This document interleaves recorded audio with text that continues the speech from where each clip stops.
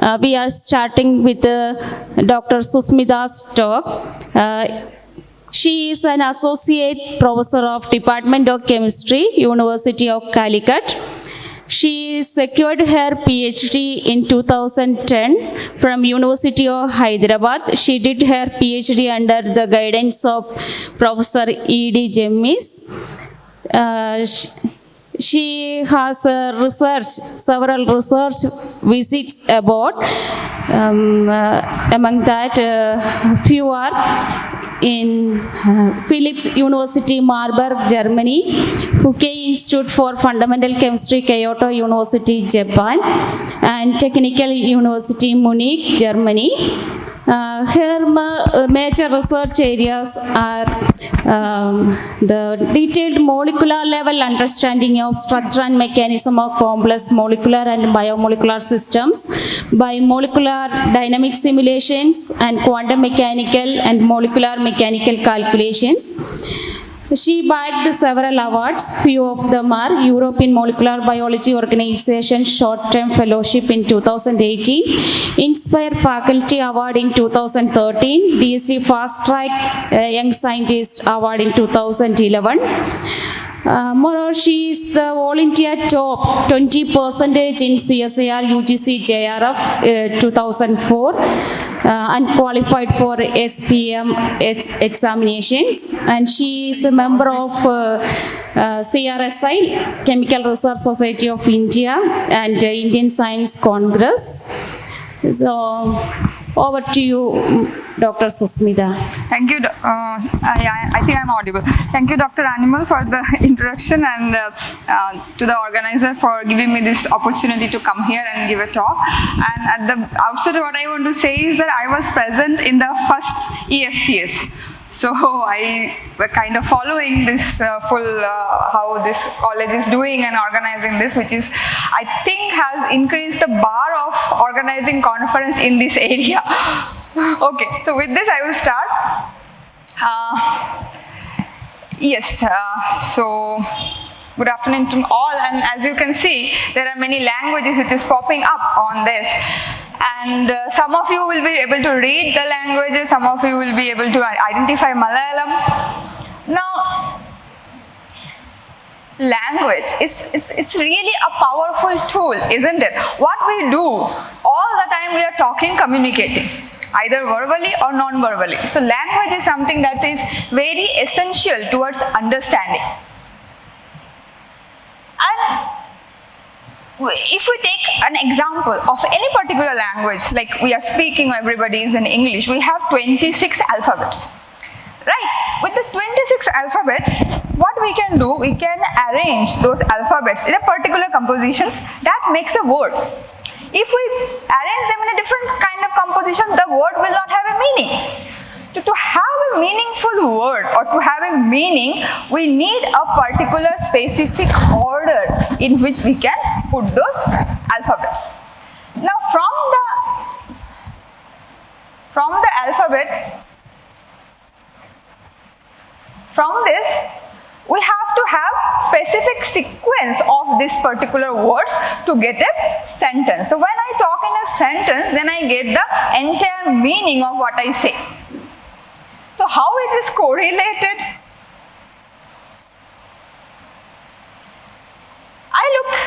My recent interest is looking into amino acid residues and like proteins, and as a chemist I look into proteins like made up of small pieces of amino acid residues. And you all know that there are like 22 amino acids, 20 naturals and all. So these are the number of amino acids which exist. But you ask anyone how many proteins are there? I mean, numerous, right? So it's, after all, this building blocks of this some 22 amino acids, they are arranged in a particular order and then in a particular sequence with the kind of 3D structure and all these things, enabling that particular protein to function. So if we want to understand the detail, what happened to these amino acid residues or to this function of this protein, where the position of this particular amino acid is kind of important. So that's what I try to say, that it's the hold the positions. So in English language, you will be knowing if there is a or any alphabet, it can have different pronunciation based on where it is placed in the word. Similarly, the same amino acid can have different roles playing in different proteins or different enzymes depending upon where it is placed, who are the neighbors. So here, how do we develop this understanding? Myself being a trained chemist, I look into understand the language of protein through the language of chemistry. So here so this is the talk that I am planning to give today, that understanding the proteins through chemistry and what and how. So how I do this, I use theoretical modelings and try to understand the functions and the roles of all of it. And as being a theoretician, I think I face these questions often, and if you are an experimentalist, you may be having these questions many often, that how it actually happens. You are doing in computer, what computer does, what you are doing. So there are a lot of questions which is there in the mind of people, and I face these questions a lot from the students basically. Okay, what I am going to do, how it is going to done. So I will give some brief overview of what basically the modeling is. And one question which I face very often, especially from the students, that means how we know that this is correct? What we know, how we can understand this is what we are doing is correct or not, this is right or not. So this is a question which is always there in the mind. So let's just go through a little bit of that thing, that what is a model? Okay, because I want to stress this point, that how this happened. So what is a model? So here I have a picture. This picture is simple. This picture is building blocks, and this is made by my son many years before. Now he doesn't do that. So as you can see, this indicates a model of a house. Right? He's trying to build a house with small building blocks. And he has put something path, some gate, and then something on the side. These two are the paint boxes. So when I came back from the office and I saw this, and I understood that he is building a house, what I did not understand is this too. So I had to ask him, can you please explain what you want that, to mean those things in the structure. Then he told me that they are trees. In the Lego or the box, they don't supply trees. And that doesn't limit a child's imagination to model the actual thing. That doesn't limit the child's imagination to model the actual situation. If in a real house, you will have everything. Okay, so this is what I am trying to say, that when we think about computational modeling, it depends on what we want to recreate, what we want to actually check. It depends on the problem. It depends on how much detailing from the real system we want to incorporate into our model. So whether it is right or not, whether it is accurate or not, how good is this calculation, all these questions come secondary. Before that, we need to understand how much detail of the real system we have put into our model system. So here, we also see that there are some few blocks are there, here and there. The path is not very, just not on line. There are few things. So that also I did not understand. With we are adults, we don't really get their imagination. So when upon asking, he said that, oh, in front of the house it is never smooth. Always you have something, when you walk the path, always there is something. So this is what the details. So when we try to model, even computationally, a real world, we want to model computationally to a model world. So this is basically a simplification of the real world that we are trying to do. And what is important, we have to identify the relevant details for the description that we are trying to do. And with this model, we are able to have a visual representation of the reality, and it helps us solving the problem which exists in the real world, and it helps us in developing the understanding. Now, we understood what is model.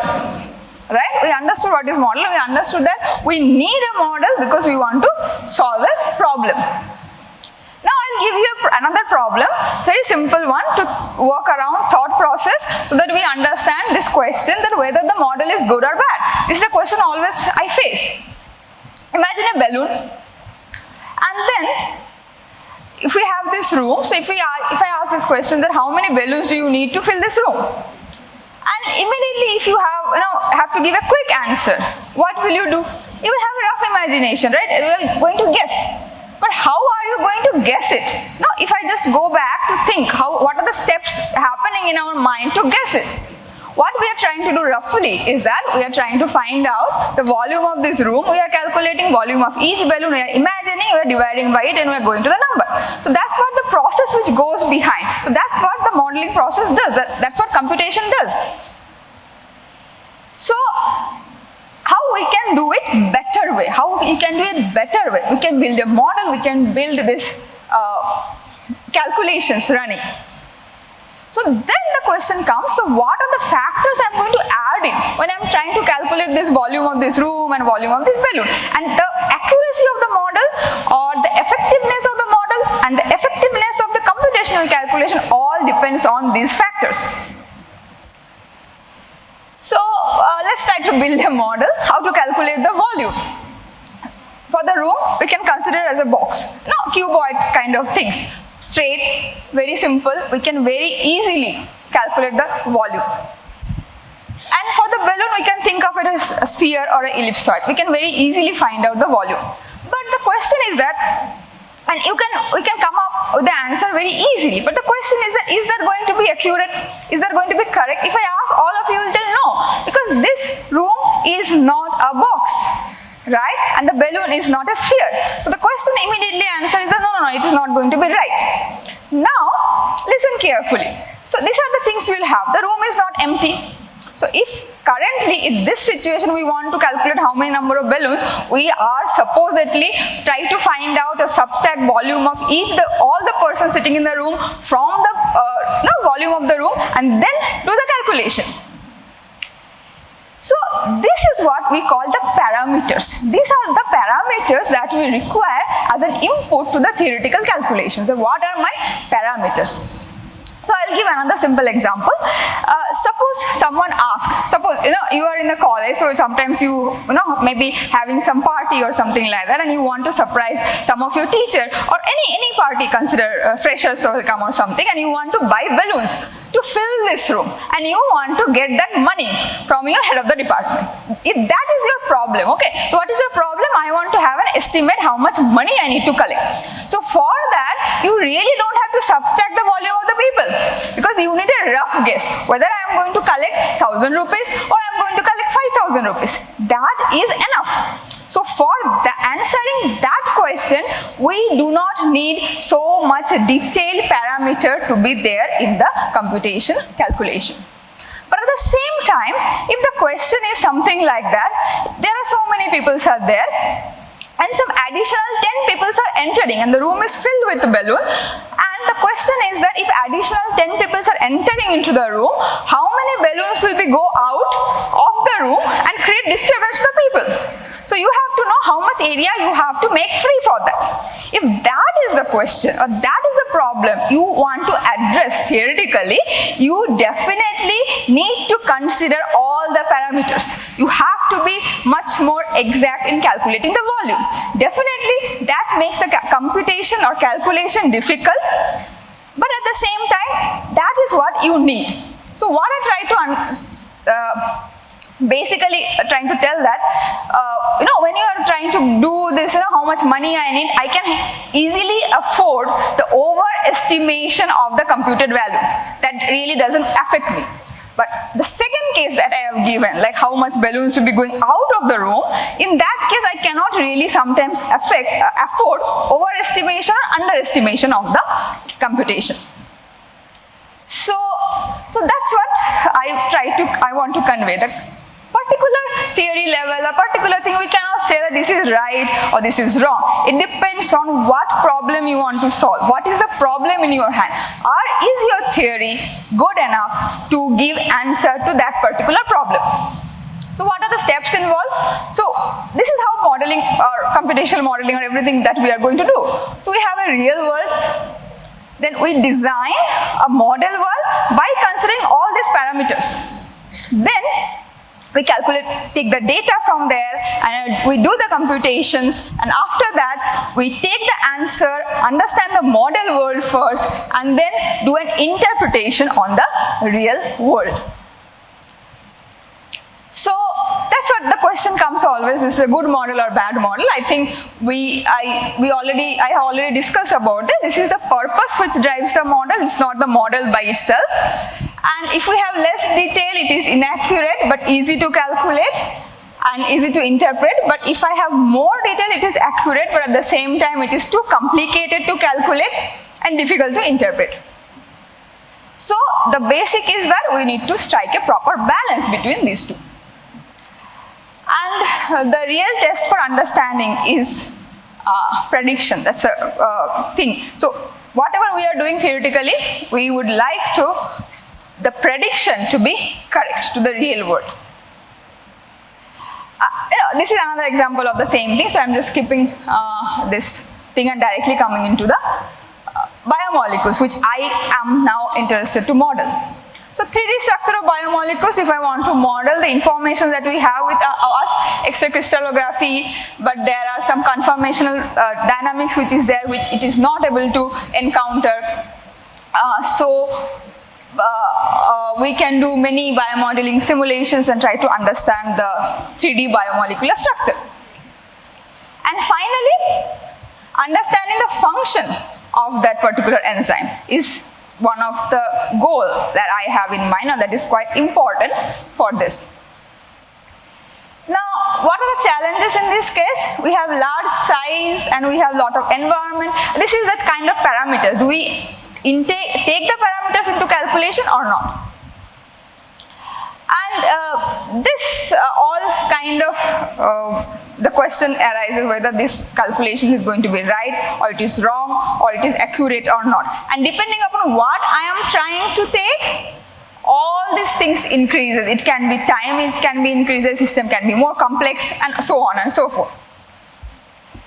So this is about systems size and time scale, that if we have very small atoms, like atomic scales, we can have very high level of theory, which are quantum mechanical simulations, which can range from molecules.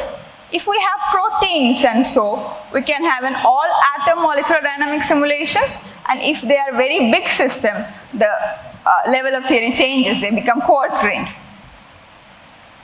So now, what I do in the lab, or what we do in our lab, there are a few problems that we are handling. One is that selective and reversible passage of ions through ion channel, because ion channels are very important. Like we can get a pain, or if we pinch, we get a pain. Many signaling to the nerve goes through the ion channel. So how we can, some of the ion channels, if they are not good, how we can block it, or druggability of the ion channels. Then second problem is on the allergy or immunotoxicity, because all our allergy is a common problem here, I think, in Kerala, and everybody is allergy, and if you go and buy the medicine, you will get a generic medicine for all type of allergies. So far there is no particular medicine or drug there for a particular type of allergy. Even understanding what causes the allergies becomes difficult.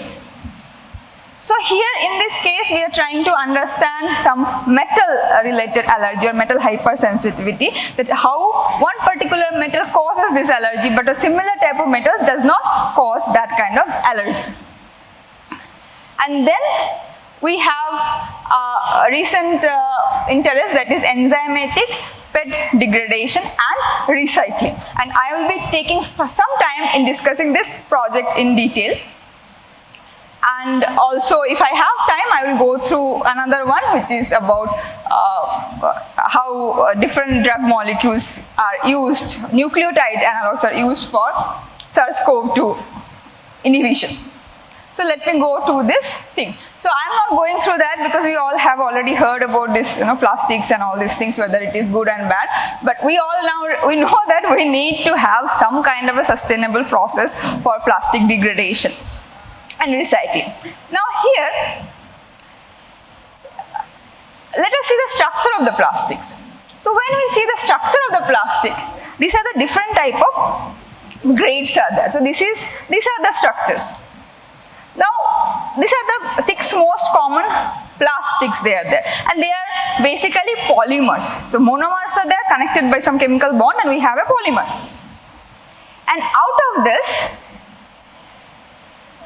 there are reports of many enzymatic biodegradation by different type of classes of enzymes. And here, this is the one which is the PET, which have an ester bond compared to others. And recently, there has been lot of interest on hydrolysis of this ester bond in PET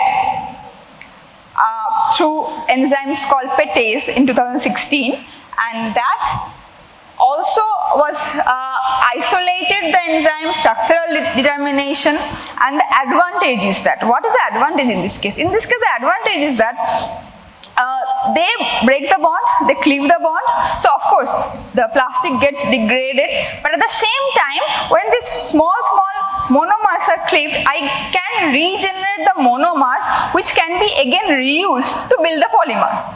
So this kind of a two-way effect, so it's kind of helping in what in the morning Professor Chandrasekharan sir was telling, like in a cyclic economy kind of thing. So if this process has been successful, we can do that, and definitely it is very, very far away from the industrial scale to reach so far.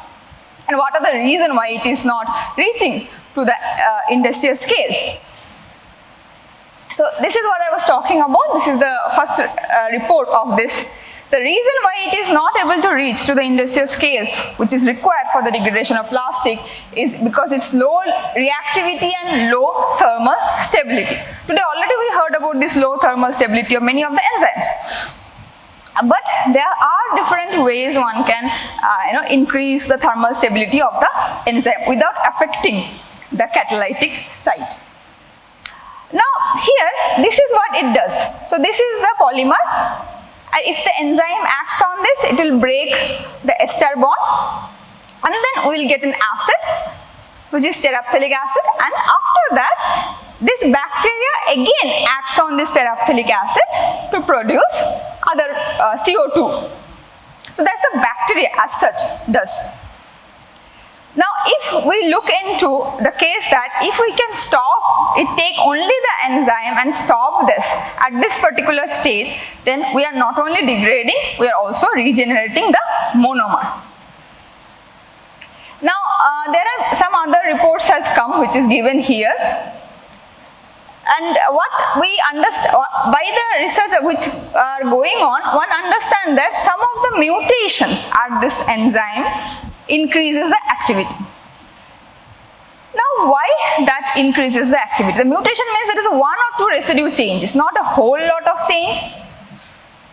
But there are different reactivity, but there is no as such rationale exist. Why change of just 1 or 2 residue, that also far away from the actual site which is breaking the bond, change the reactivity.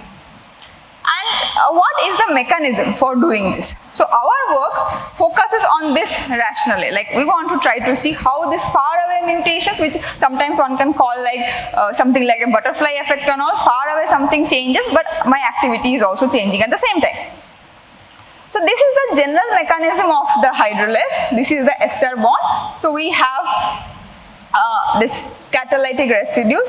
So as you can see, this is simple ester hydrolysis. So we get water added in between these two by the help of the enzyme. So I get these two monomers. So here, same catalytic residue, we have same residue is all the enzymes, still we have different reactivity. So that gives us this question then, is it the other residues, they are actually responsible for anchoring the substrate close to the enzyme. And also the different conformations that the PET or the plastic, because the polymer, it can take, whether that have any significant role or not. So that's what the questions that we are trying to address. And of course, it's a difficult problem to handle. It's not an easy thing which we can get an answer very quickly. So, is ester hydrolysis uncommon? That's a question that we asked at the first, because we are talking about breaking ester bond and it is a PET which has an ester bond. No, it's not uncommon. Basically, there are, in the nature, naturally also, there are 300 plus enzymes which are called hydrolysis exist, and they hydrolyze different type of ester bonds. So, if we have to use any of them, or want to understand which of them can actually modify a little bit and can be used to degrade this PET ester bonds, that definitely is a question. So which are the better candidates out of all these things which exist to actually clip this bond, which is a bigger question. Now, what we can try is here a structure-based rational approach we want to adopt to address the question of the role of the mutation. And for this, we have need to understand the roles and then finally able to predict what mutations we can suggest to the experimenters they can do. So the prediction of the mutations so that it can be designed based on the suggestions. So this way, if we try to design a particular enzyme, they might be able to do the job better. So this is the structure of this PET. This is this is the structure of the enzyme, which name is TFCut2 in short. So this is what the enzyme looks like. And all these amino acids, there are like 40 are there, they are on the surface. So if a PET or the substrate comes, it has chance to interact with all these amino acids. Out of this, only 2 have mutated. This 2, one glycine to alanine and this phenylalanine to again alanine. So just 2 mutations, but the activity has changed quite a few tens of fold. So this one, they are non-catalytic residue. So what to start with, we are naming this one, they are non-catalytic residues as an anchor residues, because we kind of believe that they helps in having the PET sits on the surface. And the difficulty is that this is a polymer, it can have many different conformations. So our work started with analyzing the different conformation of the PET, what it can attain on the structure. So we saw that it can have 3 main conformations. One we call as an extended conformation, that means it is extending the whole surface. Then we call as a semi-extended one, which is extending up to the 3/4 of the entire surface where the PET can come, and then folded, which is less than half. So these always the PET can actually there on these anchoring residues. And here, this is some binding energies binding affinity we got with some other program. So now the question is that whether this energy, that's what computer gives us. That's what computer gives us. Now our role is to understand whether this energy is reliable. Looking at this energy, they are so close, we can't consider it as a reliable. Because with this much energy difference, we cannot expect the activity difference that we are getting.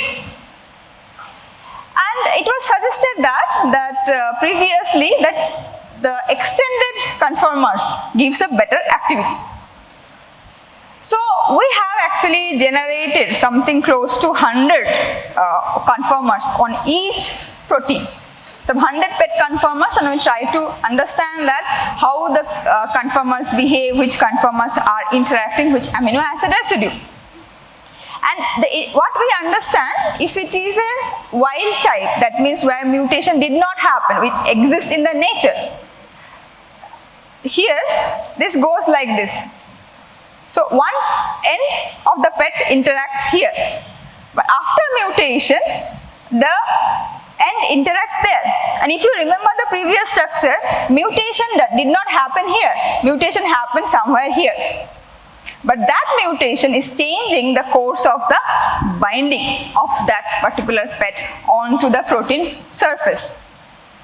So our question is that we realize there is an unprecedented binding site is there which was not reported, and now we have to answer this question, is that responsible for the difference in the activity that we are seeing, and if it is, how it is responsible.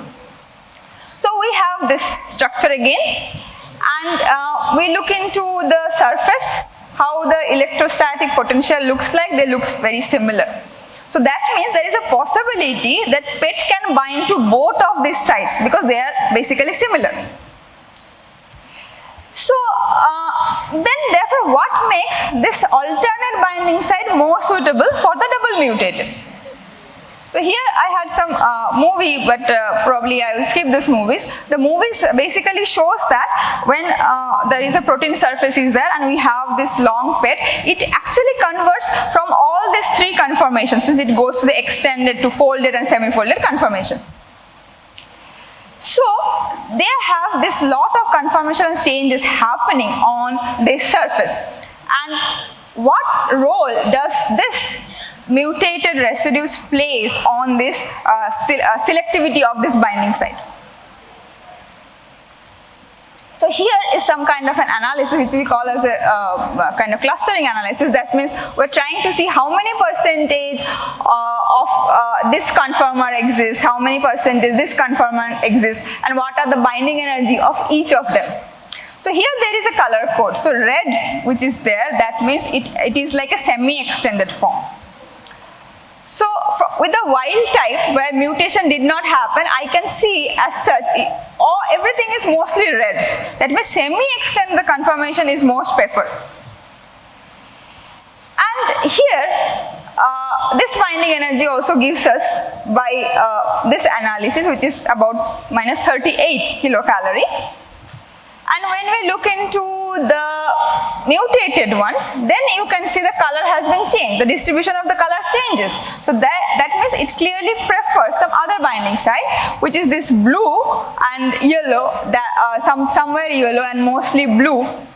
So they are going to the extended conformations. Now, what is the preference? Why it is preferred? So it definitely shows a higher binding affinity. So when I do a change of mutation to a very far away site close to the catalytic, the binding affinity to the entire surface is changing significantly. So this could be the underlying reason for this to bind in a better way, in a better conformers that is very suitable for the cleavage of the ester bond. Now let us identify the residues which are actually responsible for this higher binding energy, because when we identify the particular residue responsible for the higher binding energy, then only we can take that information of the understanding, translate into a new protein and predict it. So here we have now tried to have, these are again the different residues which are differently colored. So out of these residues, wherever there is below, like when it goes down, it has higher binding energy. So we can see here now identified that this is one case, one of the residues, which is tryptophan, that is having high binding energy in all these cases. That means whatever is the conformation, whether it's extended, folded, mutated, non-mutated, that means tryptophan is definitely very essential. And why it is also essential we can explain, because this S1 that we have written, the first part, that is the catalytic residue, that holds the catalytic residue. Since that is not changing, that have definitely a strong binding. Now, so that is because of a pi-pi type interaction which comes about 10 kilocalorie. There is some kind of a CH-pi T stacking interaction also present in those cases. Now, next difference that we see is here, this red region. When we have a wild type, that means without mutation, we see a more deeper V. That means I have a stronger interactions with that particular residue, which is phenylalanine. Now, how is that? Again, there is a phenyl ring, so of course, PET also has a phenyl ring, so we are expecting a pi-pi type of interactions with that residue. Third changes that we have seen is here. This is the only case where we see a very deep U, or that means the binding energy is quite high compared to all other systems, and this happens in that double mutated extended conformation, which we found that there is a high binding energy and we are predicting that that is going to a new binding site. So what is the residue present there? Here we have this arginine, and this is a residue which is having a very high interactions, which is kind of a hydrogen bond interaction and cation pi interaction which is taking place. So then now you can see that that means that here when we think about the wild type, these are the color code, which is again the same color code. The contribution from the energy is same like S3 and S1. This has same contribution of the energy.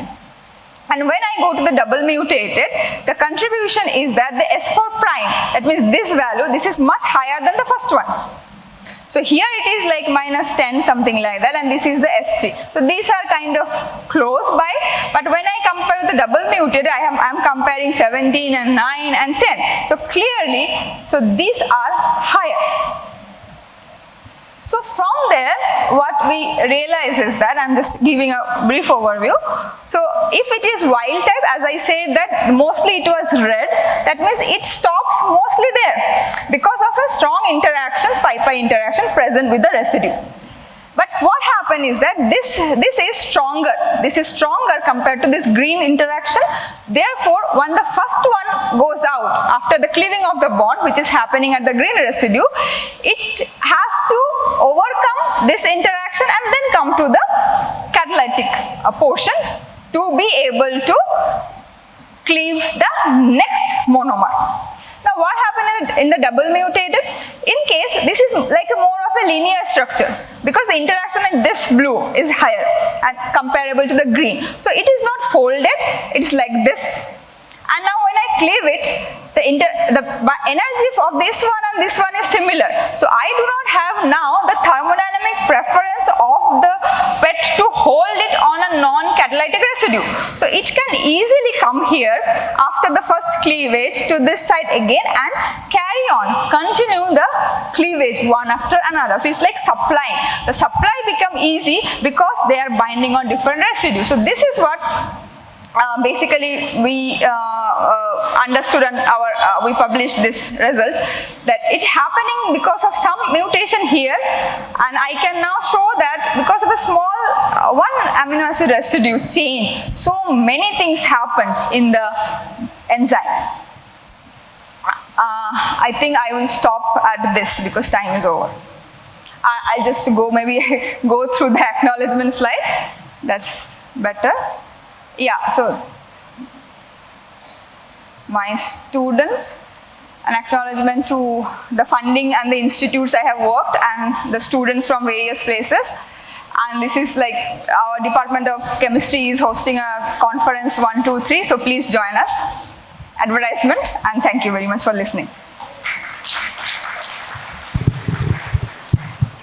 Now the session is open for discussion. If you have any questions, please ask.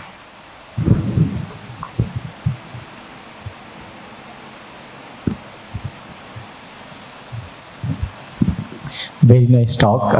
So I was wondering, so these two mutations that is there, so I think, was it done on purpose or it was accidental? No, actually it is done on the purpose, in the sense, as I said, there are 300 kind of enzymes which exist, like hydrolysis. So there are only few results experimentally happening, and they are trying to check one by one, by mimicking or by changing. Okay, this residue change, what happened? This residue change, what happened? So this residue may be important. So they understood that probably this residue is important. So they have mutated that particular residue. But what we are trying to, so that's the question, whether it is on purpose. Yes, this is on purpose because about 40 residues, it's not easy to really do it experimentally. Right, so basically for other polymers, let's say if I want to design a better thermal stable enzyme, how should one start with? Like, should they go for this computational always? Because that is also expensive, I believe, right?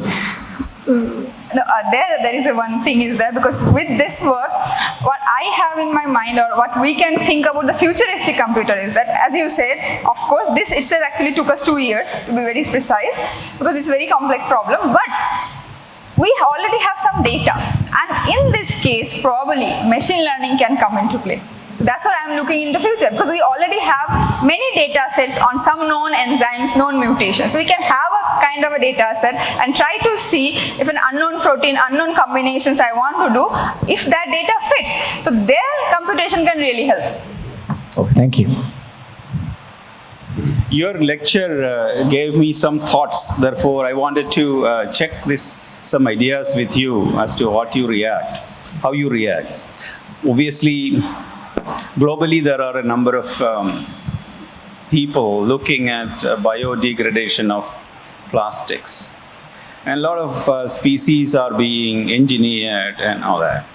So, question number one is that your studies, do they also suggest that because of the presence of specific pesticides in a biosystem, new mutations are arising? Not necessarily new mutations that you use, new mutations are arising. And is there some direction to explore those mutations, those mutated organisms in specific ecosystems? Point A. Point two was that in Vembanad and places like that, where now that you are living in Kerala, a lot of plastics pollution because of specific kinds of plastics are coming because of specific tourism industry and things like that. Is it possible to address local challenges of this kind with computations, looking at those biosystems in mind where such specific organisms exist? Thank you. Okay, maybe I will answer the second part first, because that is I felt more easier to tackle. If we look into the type of plastics, I think, like I discussed, there will be different structures. So if I have a CC bond to break, I should have those residue which will be acting. Like those CC bonds, those enzymes, what they do, they hydrolyze it, like oxidize. Basically, they don't hydrolyze. Those enzymes are oxidazes. So if we can grow the organism, they have oxidase enzyme. Yes, that could be solved, because it's a thought process, but that is the way we can tackle that. So what is a plastic? What is a bond I want to degrade? Because almost for every chemical bond, there is an enzyme which can break that particular things, and that will be existing in some bacteria or some microorganism or other. Our job is to identify that, which type of plastic, which bond I have to break. So what is that particular enzyme will be required. But it's a long process or so. Then a question on the first one. Whether mutations are being... Yes, what is a natural mutation? What in this case, the PETase that appeared, it was a natural mutated enzyme. Because they saw it actually in Japan, in an area where there were a lot of plastic waste lying down. There, this enzyme or this bacteria has evolved. So that's naturally mutated from the existing one, so that it can use this enormous carbon source for its survival. Because there are several related stories here. There is a person in Coimbatore, you might want to meet him, who works on a certain bacteria living in uranium mines. Yes. So there are these kinds of specific interactions. Exactly, because I think that this came into so much hype, or everybody interested because of that, because there was a PETase. Because before that, 300 enzymes were known. All are doing ester hydrolysis, but nobody really looked into that, how I can use those enzymes that can do ester hydrolysis and apply for PET. It naturally evolved. And that happened by mutation, keeping the catalytic residue fixed, because that has to cleave the ester bond. So coming to this last thing and your comment, what is the current status of machine learning based approaches in identifying specific organic or specific kind of enzymes? There is no such effort. I want to try on that field, basically. Well, maybe after 5-10 years, so that's what something which I want to do. So far, no, it's not much. Maybe there are 2-3 reports, but not really gone into that level that we can say that within 2 years, there's something will happen. Okay, thank you.